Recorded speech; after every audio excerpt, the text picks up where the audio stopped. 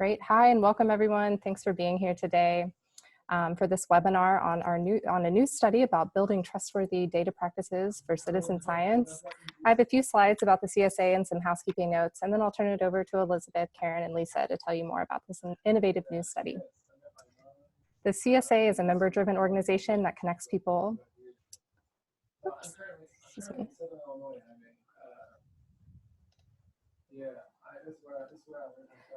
The CSA is a member-driven organization that connects people from a wide range of experiences around a shared purpose of advancing knowledge through research and monitoring done by, for, and with members of the public. Our efforts are concentrated into a biennial conference. Our next one is in May of 2021, a peer-reviewed journal, and member services such as our working groups, online networking, and webinars like these. Our membership represents the multidisciplinary and multidimensional nature of this field and includes project leaders, researchers, educators, and more. Membership dues are an important contribution to the work that we do to create connections across the field. If you're not already a member, now's a great time to join. We'll share a link in the chat. We have 9 working groups that explore cross-cutting issues like ethics, data and metadata, policy, evaluation, and more.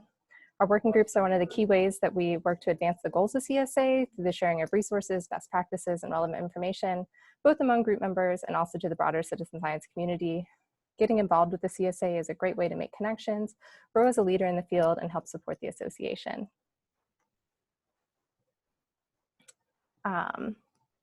We have several events coming up, including 4 virtual happy hours on various topics related to citizen science and higher education. We also have a webinar on the role of citizen science in measuring the UN Sustainable Development Goals on the 28th. This webinar is being recorded and will be shared on our YouTube playlist. You can find that on our website here. I'll also be sharing a link to the recording as well as any notes and a follow-up email early next week, so you can look for that. Though this webinar was free to register, we encourage you to make a donation of any amount if you're in a position to pitch in. We'll also share information about membership if you're interested in supporting CSA that way.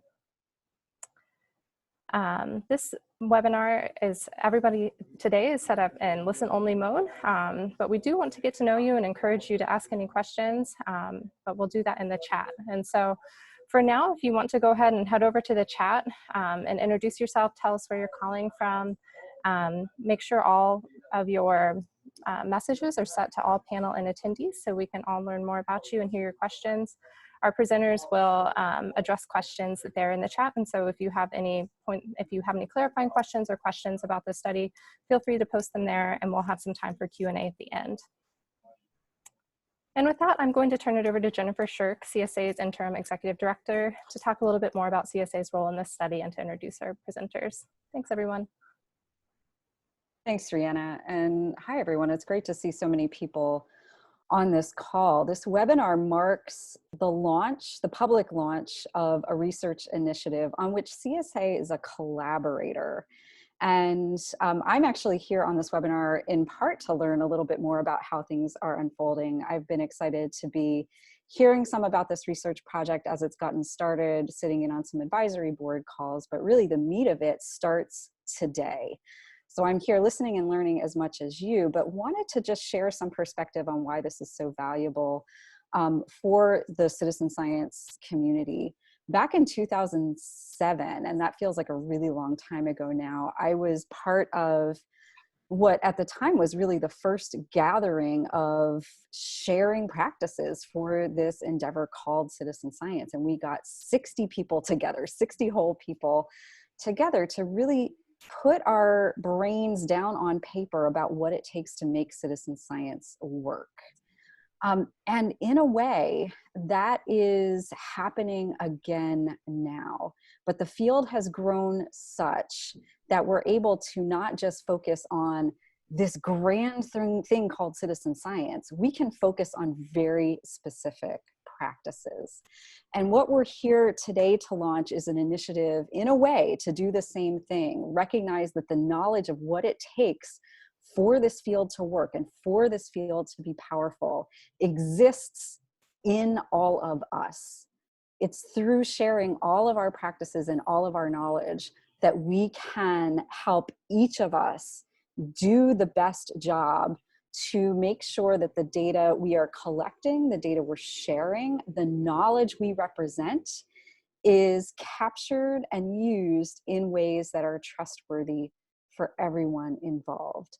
And so at this point, I'm excited to hear more about the background research that this team has done to get us to this stage about where these practices are currently known, and help them, with all of you, launch the next phase of this project, which is inviting all of us in together to see what else we can share and what else we need and can create together.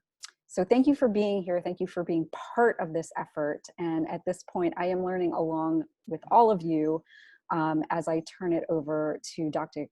Caren Cooper at North Carolina State University to introduce the rest of the team and the project. Great, thanks. Hi, everybody.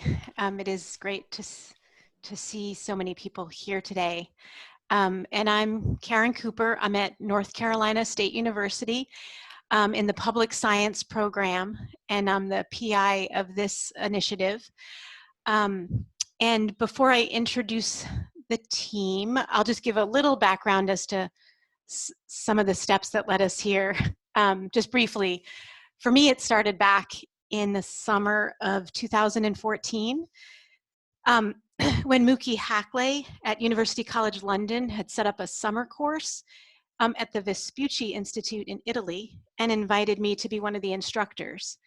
And that was an amazing experience. The course adopted a slow food as opposed to like a fast food philosophy, which meant instead of like hectic workshops, it was just these long lunches with wine and time to like really think.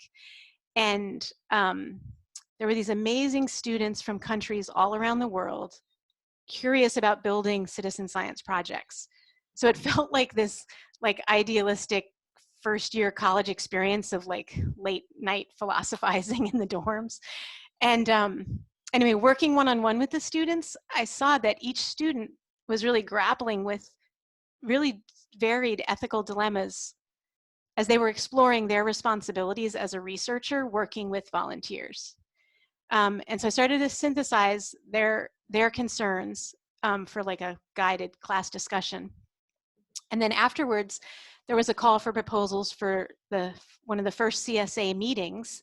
And so I arranged for a panel on ethical dimensions in citizen science. That was the 2015 Citizen Science Association conference in San Jose. And then from that panel with colleagues, we put together a proposal to create the ethics working group of the CSA. And at that point, we were really like a bunch of practitioners and scientists, volunteer managers. We were really missing the philosophers. And fortunately, it was through that working group that Lisa Rasmussen connected with me, and we began our collaboration. And so I'll turn it over to Lisa to continue that story and then to introduce Elizabeth. Everyone, can you see me? All right, so my name's Lisa Rasmussen. I'm a philosopher at University of North Carolina, Charlotte, and my specialties are bioethics or medical ethics and research ethics. And as I got more and more into research ethics, I discovered from my own perspective, citizen science, and started to see the ways in which research ethics approach traditionally did not cover citizen science in a variety of ways. And so I did what we do, and I Googled citizen science ethics, and I found Caren. I found the panel that they had done and the working group. And so we started collaborating, and we proposed to NSF for a workshop on citizen science ethics. And we brought about 35 people together from lots of different areas in citizen science, not all of them, there are always more, but we started to grapple with what are the ethical issues in citizen science, how can we make progress on those from within the citizen science context, not just importing the research regulatory framework. And so out of that workshop, we developed a couple of journal issues, and I'll put those links in the chat in a minute. One is for citizen science theory and practice, and one was for narrative inquiry in bioethics. And it's at the beginning, only the beginning of efforts to really address the ethical needs in citizen science. People care, we've heard that time and time again, and they're working on ethical practices. So this is partly an attempt to bring that together in the area of data ethics. And so I want to turn it over to Elizabeth Jones, Dr. Elizabeth Jones, who's our postdoc, and she's going to take you through some of the things that we've been doing so far and where we're going next. And we invite you all to participate, and thank you so much for your time. Hi, everyone. Thanks, Lisa and Caren and Jennifer and Rihanna for putting this together. Can you see me okay? I'm going to share my screen and pull up the presentation. How does that look? Is that okay? Okay, great. Okay, so yeah, thank you. I'm Elizabeth Jones. I'm the postdoc on the project, so I'm the project manager. And after these introductions, we're now going to go into about 20 or 30 minutes of a presentation where I'm going to tell you a little bit more about this grant and then more details about the co-creation process specifically and how you can be involved.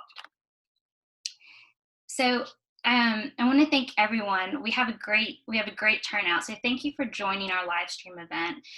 What we're doing, like Jennifer mentioned, we're really launching this new and very big co-creation process to build trustworthy data practices for the field of citizen science.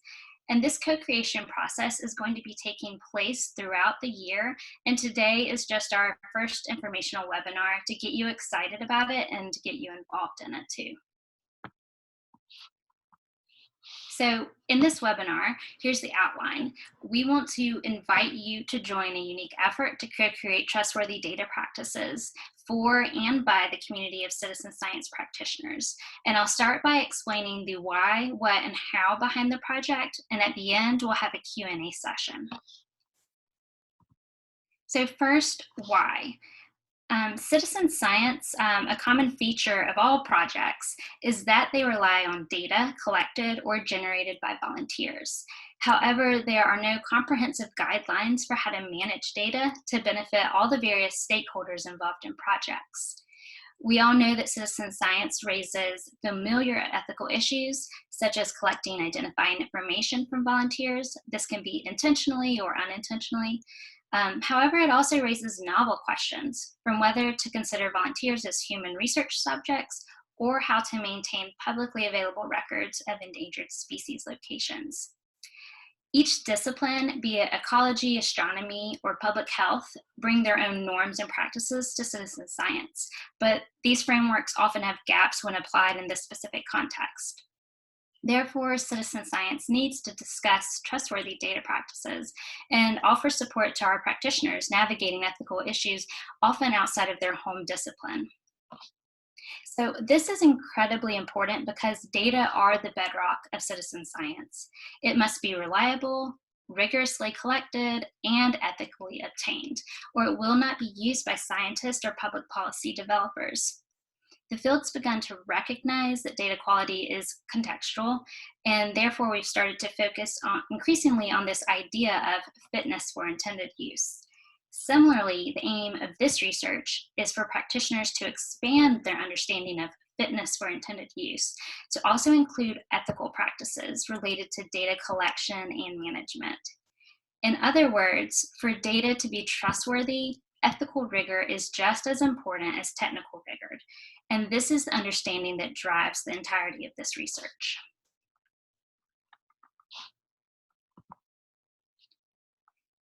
So this co-creation process that we're going to be talking about today is really one part of a much bigger 3-year grant that's funded by the National Science Foundation. It's funded through the program of Cultivating Cultures in Ethical STEM, and the official grant title is Establishing Norms of Data Ethics in Citizen Science. The PIs are Caren Cooper at NC State and Lisa Rasmussen at UNC Charlotte, who you've already met. And the project manager is me, Elizabeth Jones, also at NC State. We have IRB approval through NC State, and this grant is a collaborative effort with the CSA.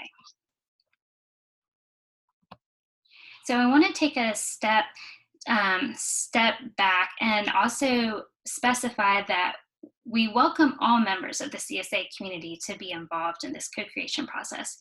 But I want to make it known that this co-creation process is practitioner focused. So to be clear, this does not mean that the effort is not concerned with volunteers or other individuals or stakeholders involved in citizen science. Rather, we're focused on practitioners because we want to focus on the norms and behaviors of those people who are in charge of projects. So those who are in charge of making decisions that directly affect things like project design, data collection, and data management. So examples of people with decision-making authority might include project leaders, project designers, database managers, or scientists. So with that, this collaboration with CSA, we have two main goals that are really driving everything that we do. The first main goal is to identify and encourage responsible research by practitioners in this emerging field of citizen science. And then second, our goal is to build CSA's capacity to uphold these trustworthy data practices for this field. So as mentioned, this co-creation process is part of a 3-year grant. And I want to explain each part of the grant for each year of the grant, just so you have a better idea of where we are right now, or where we've been, where we are now, and where we're going in the future. So first, we started the first year of work in July 2019, and our goal here was to investigate and assess the current ethical culture of the field by producing an inventory of existing data practices across the citizen science community. So this past spring, we had 6 undergraduate students at NC State code for nearly 75 variables across approximately 600 citizen science projects that were accessible online and specifically through SciStarter. Variables that they were coding for included practices such as a privacy policy, terms of use, informed consent, any discussion of intellectual property, specifics about volunteer activity, data management plan, return of results, and more. In the second year, which is the year we're starting right now, the research team, we're going to be working with the CSA and its community of practitioners to co-create best practices and new resources for trustworthy data. The third year is dedicated to sharing those results and resources with the broader community. So the work in our first year around current data practices in citizen science projects, as well as our review of the citizen science literature, has really informed our content and design for this upcoming co-creation process. We've learned some really interesting insights from the inventory, so we want to share some of that with you today. But first, I want to try to find out what you know or what you think you know about current data practices across citizen science projects. So it's poll time. And as mentioned, what we did this past year is we coded for approximately 75 variables across about 600 projects. And so far we've looked at 150 of those projects. And we have some very preliminary data concerning current data practices. So Rihanna is going to jump in and she's going to display 3 polls, one after the other, and you can provide your answer to each. Afterwards, I'll present the actual results based on our current analyses. So if Rihanna, you want to present the first poll question, that'd be great. So the question is, how many citizen science projects provide a terms of use on their website? And you have 4 options to select from. So go ahead and put in your thoughts.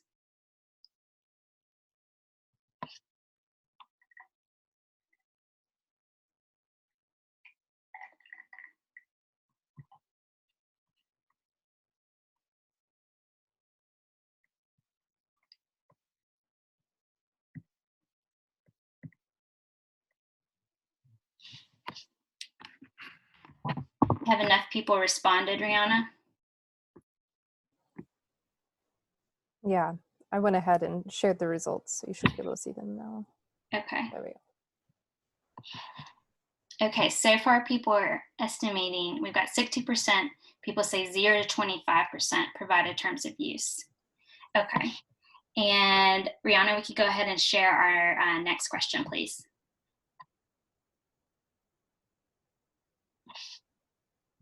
How many citizen science projects mention a data license on their website?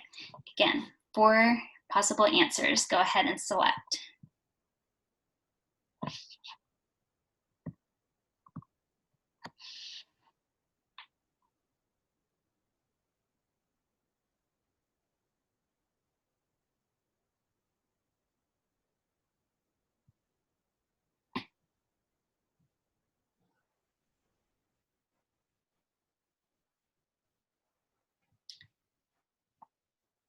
%, said 0 to 25. We're not a too optimistic group, are we? Okay.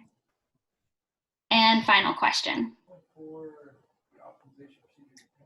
How many citizen science projects mention return of results to volunteers on their website? Go ahead and select your answer.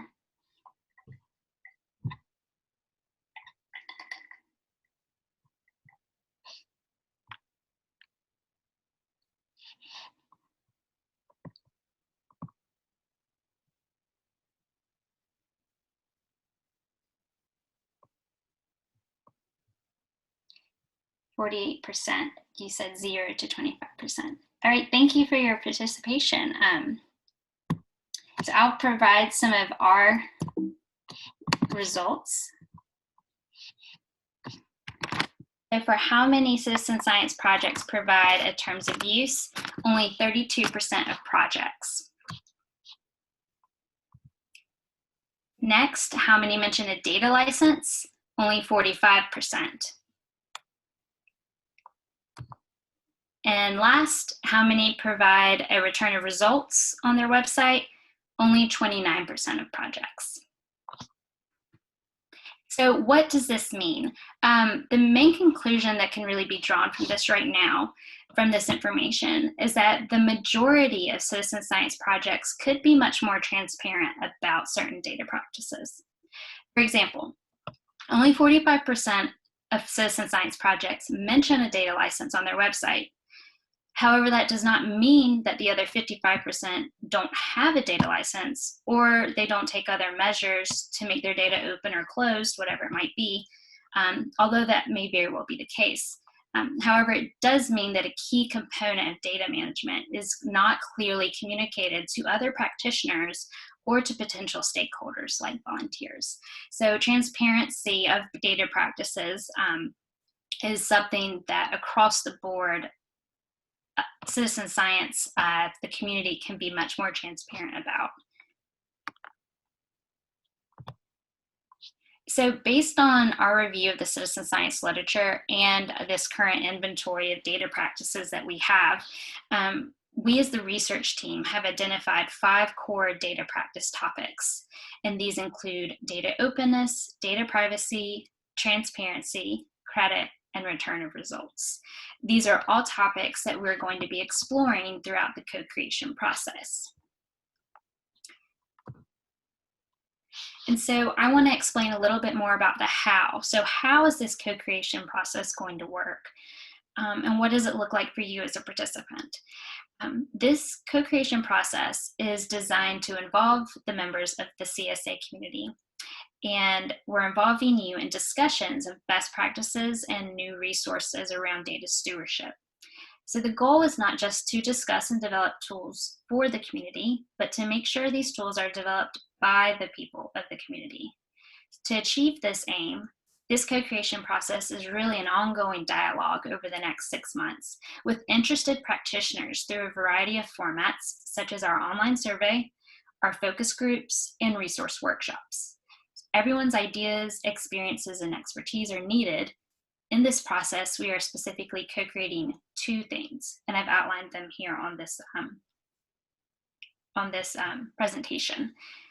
First, we're co-creating a shared knowledge of community priorities around trustworthy data practices.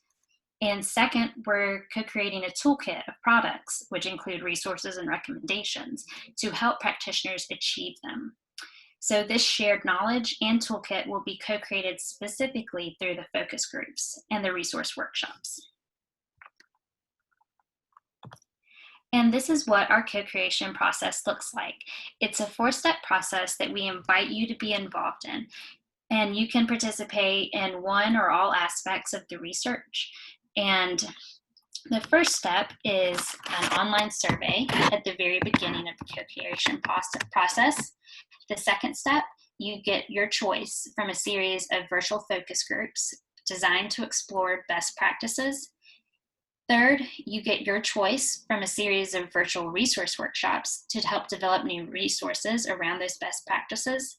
And finally, at the end, there's an online post-survey identical to the pre-survey, designed to assess any changes in your views based on your involvement in the co-creation process. And as a bonus, you get a $10 gift card incentive if you participate in all 4 components of the process. So let's do a little bit of a deeper dive into each step. And I'm happy to take questions at the end about each step, but I hope the information I give you now will be sufficient. First, the online pre-survey. The online pre-survey is approximately 20 minutes, and we want to drive home the point that this is not just another survey. There are 3 components. Part 1 asks you questions about your background and your involvement in citizen science. And part 2 and 3 focus on your views of data practices as applied to a hypothetical community-based project and a hypothetical contributory style project. Part 2 and Part 3 present you with identical data topics, identical data decisions, and identical questions about those decisions, but in 2 different contexts. So the series of questions that you're going to see in this survey are designed to assess your views of data practices in those 2 different contexts. The questions are designed to assess your attitude toward a certain data decision. So whether you have a general positive or negative evaluation of it. It's designed to assess your efficacy, which is your ability to make that decision yourself if you were in that situation. And it's designed to assess your perception of norms. So what you think others in your community would, or how you think others in your community would respond to that decision. So all 3 of these constructs, attitude, efficacy, and norms, can predict your intention or behavior when making decisions about data practices. Most importantly, why this survey is unique is that your answers are going to directly determine what kind of content we're discussing in our focus groups, and that will later impact the resource workshops and what kind of tools really do get developed.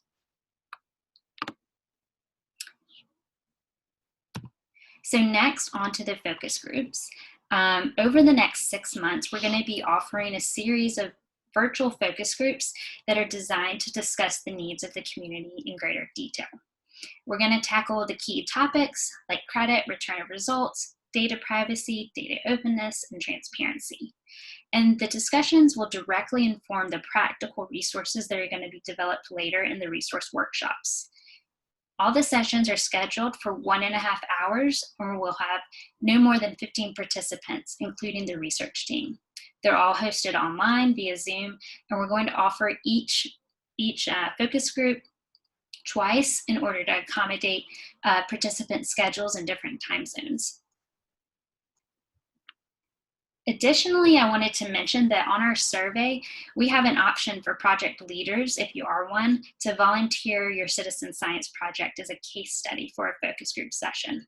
So if you're a project leader and interested in spotlighting your case study in a focus group, the focus group participants, as well as our research team, will take that project and explore best approaches to data practices in your particular situation and help troubleshoot any issues you've encountered. So this is just one option of a particular focus group format if you are interested. And then again, like I mentioned, the content from the surveys will help determine other topics and ways that we address them. And our third step, we've got our resource workshops. After the focus groups have all been completed, we're going to offer a series of virtual resource workshops designed to help co-create tools to guide those data practices that we talked about.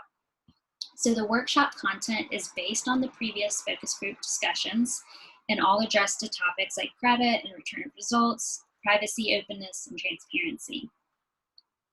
The aim is to develop actual, practical, and tangible resources that you can, as a community member, can actually use and share.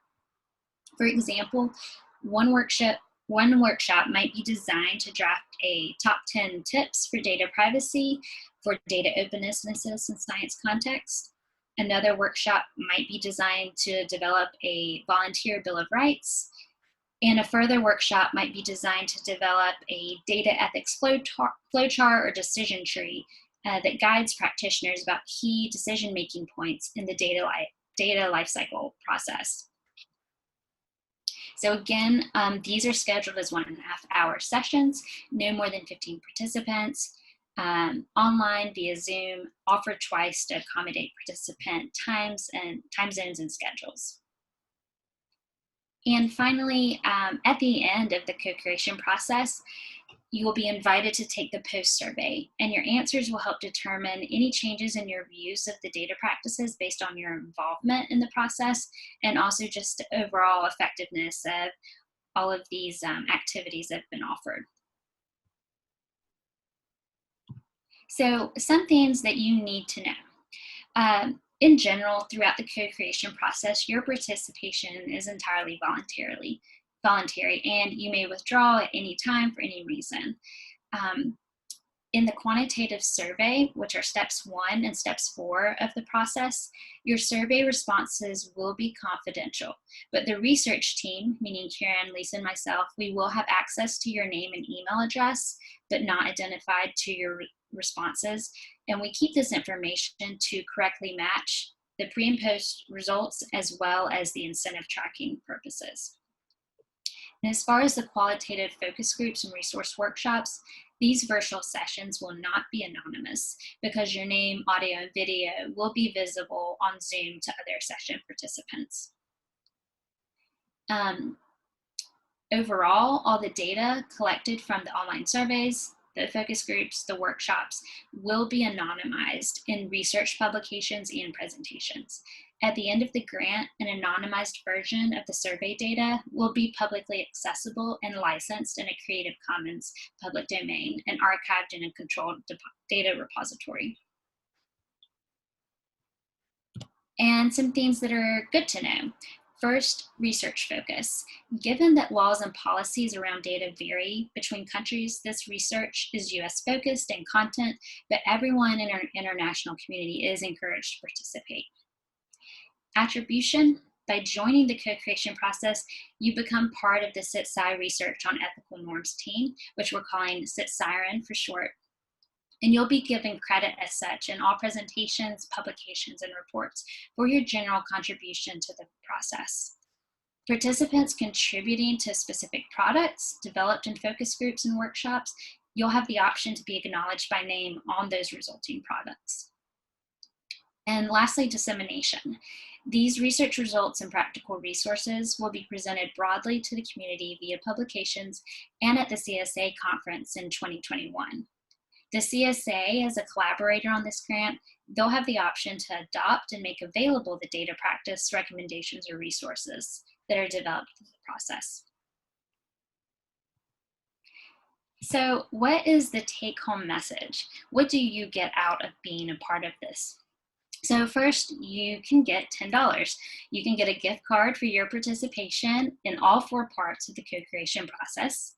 But more importantly, you will come away from this with a greater awareness of trustworthy data practices and how ethical rigor is just as important as technical rigor. And building on that, we hope that this process will help you meet your needs and wants as a project leader so you can improve your own work. And finally, we hope that your involvement will have a crucial impact at the community level in building norms for trustworthy data for this field. So it's really important to mention that this project, this trustworthy data, starts with you. And you can get involved now by taking the survey, which is the first step in the co-creation process. And again, I want to show you a little bit more about the survey and that it's not just another survey. And here you can see an outline. We've got identical topics, identical decisions, identical questions, but applied to 2 different contexts. So part 2 and 3 focuses on your views of data practices as applied to a hypothetical community-based project and a hypothetical contributory style project. So in this survey, what we're really doing is exploring the idea that context matters greatly when considering what data decisions are most appropriate to a given project. So I really want to encourage you to get involved. And you can do that by joining the effort and taking the survey now. And we have the website up on the CSA website. You can find out more information about this overall project. And you can find a link to go ahead and take the survey and get involved. And with that, I just want to thank you for joining. And I want to thank you for building trustworthy data practices for citizen science. I'm happy to answer any questions. Thank you.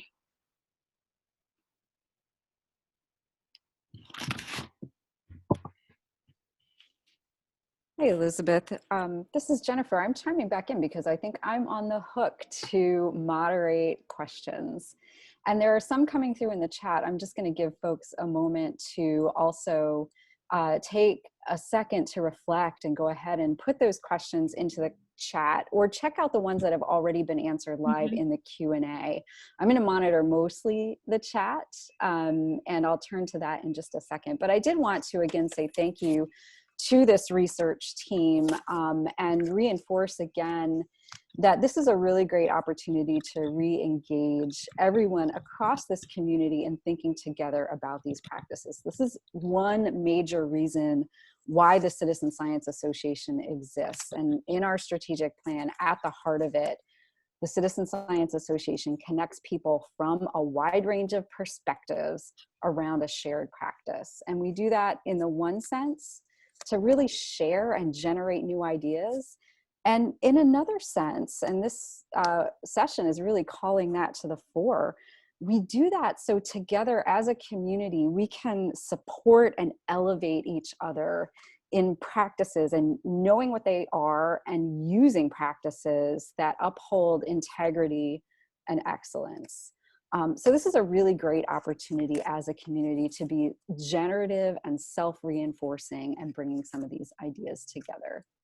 And that starts with questions in a lot of ways. And your team has been asking some, and everyone on this webinar is starting to ask more. And I want to turn first to this idea of bringing multiple perspectives together. And there was a question here from Andrew Robinson who says, our target group, your target group is citizen science project leaders and practitioners, but what other fields might be involved in the research side? You already have a philosopher, which is great, but maybe other fields. And do you have any other thoughts as to who might already be involved or who might you hope would get involved? Yeah, and I guess this is from the research team perspective, like who's involved. Sure, or who might you also want to hear from and have chime in on what makes this work? Yeah, so the research team, again, like Caren is a thought leader in citizen science and a practicing scientist herself, and Lisa is the philosopher of science, and I'm the historian and a sociologist of science on the team. So we have a nice combination there. And important to this is that our grant advisory board, we have a lot of great thought leaders in citizen science on our advisory board. We have someone from the EJ community. We have another philosopher. We have another privacy expert. So we have a range there. And I love that question too, because that shows that this project, we can make a big impact on this topic of data ethics in citizen science for practitioners, but its reach is far greater. And this is really just, I feel like we're just dipping our toes into the water here to see what the practitioner community needs and what kind of voices we really need to come to the table. So we've got we have a good breadth of experiences and expertise to bring to that. but I think what we're learning through this grant and just the nature of this project is that there's room to grow and include more of those voices. And I think that's something we really, as a research team, want to push here, is that not everything is set in stone, because that's not the way that we're going to work, and that we're looking to involve other voices. So that would be my answer to that question. And looking for other collaborations is something we are interested in. Great, thanks. And I'm going to follow up on that just as a dimension that's coming out here in the Q&A box. Somebody's suggesting or asking if there are considerations that might come from a legal perspective. And the question itself in some ways implies an answer, suggesting health, regulatory, compliance. But would any of you, and I think these questions are open to Caren and Lisa as well, any of you have any thoughts on that? Yeah, I'll let Caren and Lisa jump in. For, one thing I did want to mention that we're planning on doing for the focus groups and the workshops is that the CSA has a lot of resources already available through the work that the working groups are doing. So the Law and Policy Working Group, the Data and Metadata Working Group, and there are so many places for overlap, and we've made some of those connections already.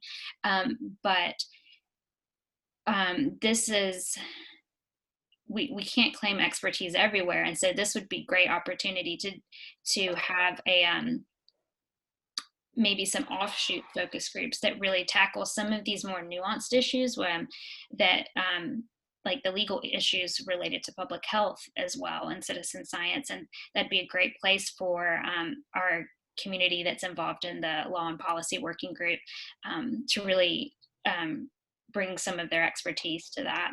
And if Lisa and Caren want to jump in, that'd be great. I did just give a quick response on the Q&A, which was we're focusing on data practices.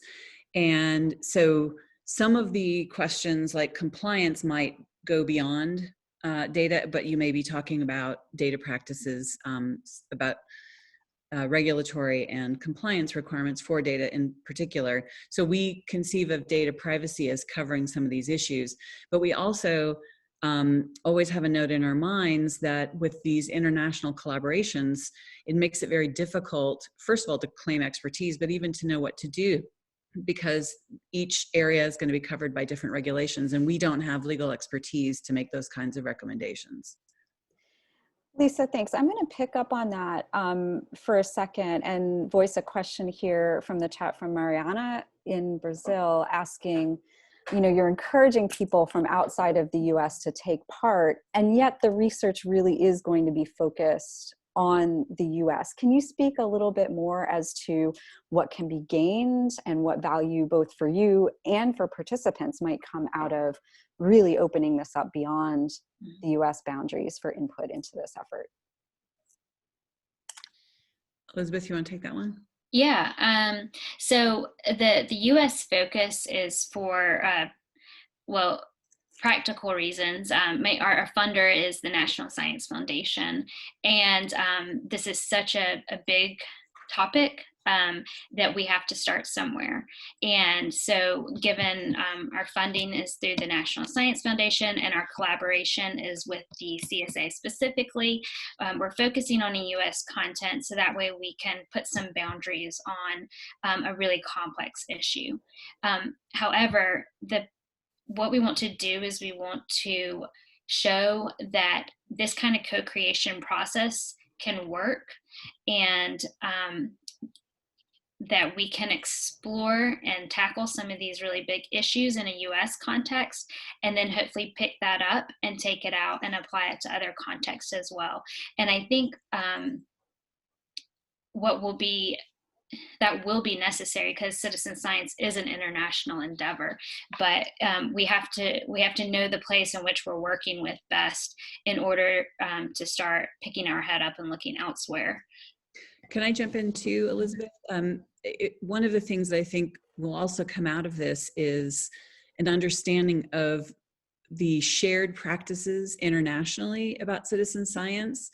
And the more that these collaborative projects develop and grow, the more we need to be able to go back to our regulators in each country and say, look, the way this country is approaching this doesn't work for citizen science. This is important research. And so it gives us some platforms to talk back to our regulators within each country and talk about a shared practice in citizen science too.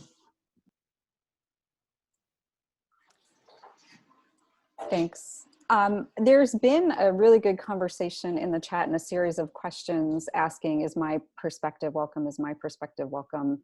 And details. And really, Caren's doing a great job of responding to all of those pretty much with the answer yes, that this practice, and I'll let you speak to this as well. So if you're on this call, if you found some value in this, if you're intrigued by the question and you're familiar with what's unfolding in the world of citizen science, I think the answer to that is yes. Does anyone want to offer any clarifications? And then I'm going to follow that up with another question. I mean, I guess it bears repeating just that, yes, like really there's everyone, whether, they're in the same project, whether they're working in education settings, like whatever, there's the field of citizen science is so varied.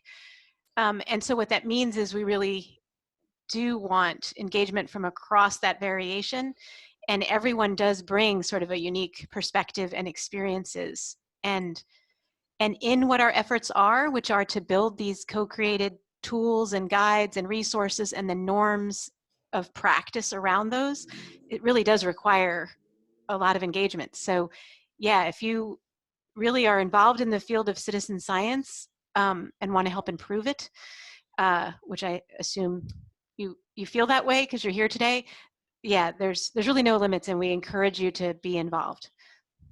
Thanks. You can go to the next question, Jennifer.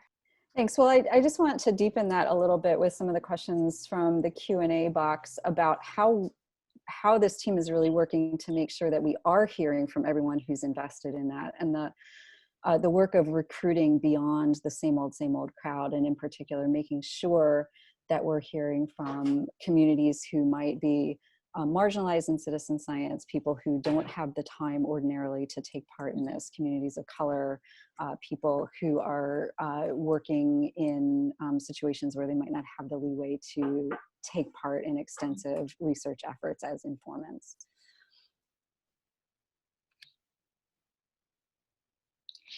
Yeah, I think speaking on that point too, one thing we want to, I know we say that everyone is welcome, and in order to do that, we need to make sure that the way we have this process set up is accessible to everyone, and it can't be a perfect situation for everyone, but to echo what Caren was saying, if you have an interest, you are welcome, and we encourage you to reach out to us if there are any barriers to your participation, whatever that might be. Because our goal is to carry out this process, but then also to have a discussion for how it can be made more accessible, and in what ways we can allow for everyone to be able to find the time or to contribute in a way that fits their needs. Yeah, and I'll add to that, I guess related to this question and diversity of people and diversity of practices, that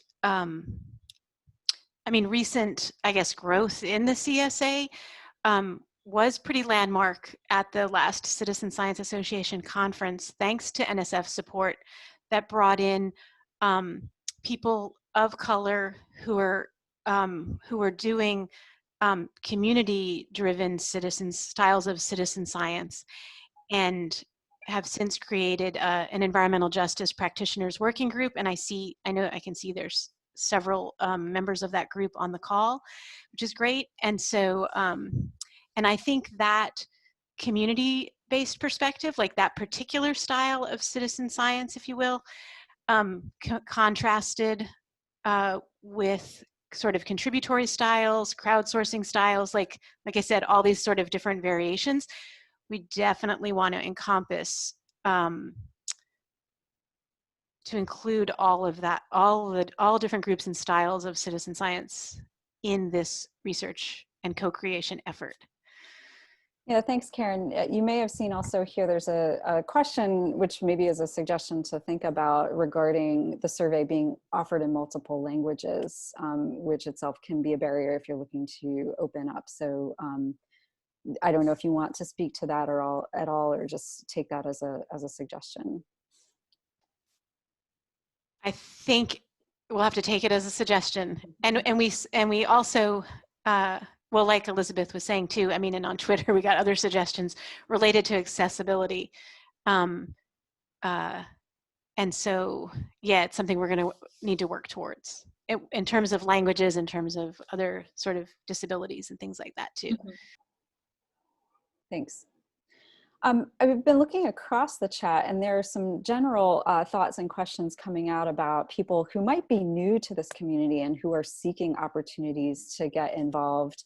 I know one question was answered in the Q&A about databases of projects, and this is not necessarily related to the topic at hand, except looking across the field and making sure that we're seeing the breadth of projects. Would anyone want to speak to where people can go if they want to find out about a new initiative or connect with an initiative on a particular topic?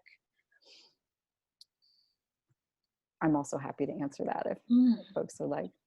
I was thinking the ethics working group page of the CSA website would be a good starting place to find out which working groups are working. Mm-hmm. Yeah, I think I'll just back that up by saying, and I was being a little bit vague there, there's so much happening in this field right now, and for folks who might be new and looking for a project to get engaged in or to connect with other people working in similar types of projects, there's a public-facing database called SciStarter, which is a great source of projects, not a fully comprehensive list, but probably the largest list of projects out there.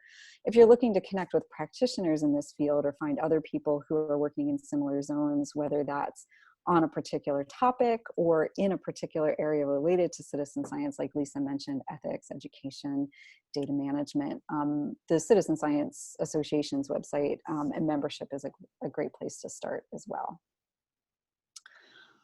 And that might be a good opportunity here, Elizabeth, for you to say a little bit more about the website, and we can add the link to that web page back into the chat to direct people again towards where they can go next to get more involved. Can you speak a little bit about the information that's available on the website? And I'll put that back in here. Yeah, so the information on the website is a condensed version of this presentation. It gives you background about the why and the what and the how to the project, and specifics about how to get involved. So it lays out again the 4-step co-creation process, so that way you can look and see what's being offered, and if you want to participate in one or all 4 of the components. Remember, you can get a $10 electronic gift card to spend however you want if you do participate in all 4 components. It also provides a link to the survey, so you can go ahead and get started by taking that survey. And from taking that survey, you'll automatically be connected to finding out more information about upcoming focus groups that you can register for, and then the upcoming resource workshops that you can register for after that. So it's a way to go ahead and join the process and keep in the know for things we're going to be doing over the next 6 months. We also, I did want to bring attention to, we're planning on having some sort of web form where you can communicate with us directly to the research team, directly and anonymously. So if you do have questions or comments or suggestions, you can make those to the research team anonymously, and they'll be for our eyes and consideration as we take this co-creation process forward. And again, that's not up and running right now. The website is, and the link to the survey is, but we will be bringing the web form. On the website, there's also other information, my contact information if you have questions about the study, about accessibility, about our funding, about our IRB, and also a copy of the consent form. You'll be provided with a consent form when you take the survey, but we've also included a copy with really important details on the website. So it's a great resource that you can also share with other people that you think would be interested in joining the effort. Thanks, Elizabeth. And as we get towards closing here, I did see someone ask specifically whether this was going to be recorded. And it is. Rihanna, do you want to say a little bit more about following up on that and when people can have access to the recording? Sure, yeah. I'll be uploading the recording today or tomorrow. You can expect a follow-up email early next week with a link to the recording. I'll include the website and any other links that were shared today from the presenters. And so we can follow up then. Great. And any last thoughts from the research team? I know this is really just starting some important conversations that will go far beyond this session. But in closing and in kicking this effort off, any last thoughts? I will say, I mean, I guess it's come up, but just to prepare people further for that initial survey, that people have commented, pilot testers have commented that it's cognitively very heavy, but hopefully you'll dive in and enjoy that with it. Anyway, it looks like Lisa was going to say some some perkier words. We did make some changes to the survey that'll help make it more comprehensive, I think, or comprehensible. I just wanted to thank everybody because we're just trying to move this forward, and we have shortcomings and biases and limitations, and we thank you for bringing those to our attention. And we're trying to anticipate as many as we can, but we really don't want there to be barriers to people's participation. So within our capacity, we'll do what we can to make this possible. And it's vitally important for citizen science to include as many voices as we can. So thank you. Yeah. And to echo that, yeah, thank you for everyone who showed up to listen today and who introduced themselves in the chat, and to those who offered really good suggestions and questions. This is really exciting to see that the work that we've put in is resonating, and that it will be made much, much better by everyone's involvement. So again, this trustworthy data practices, this will benefit the community of citizen science, but we really depend on your voices to make that happen. So thank you so much for taking the time to join the webinar, and then we really look forward to working with you over the next 6 months to see what kind of tools we can create to make this community stronger than it already is.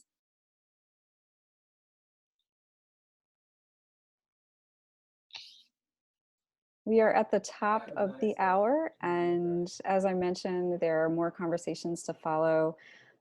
If we didn't get to your question in the session, please drop us a line. We'll make sure that we get that question to the right person for a response. Thank you all for being part of this at whatever level you can participate, and I really look forward to learning more about what we can learn together. Thanks for being here.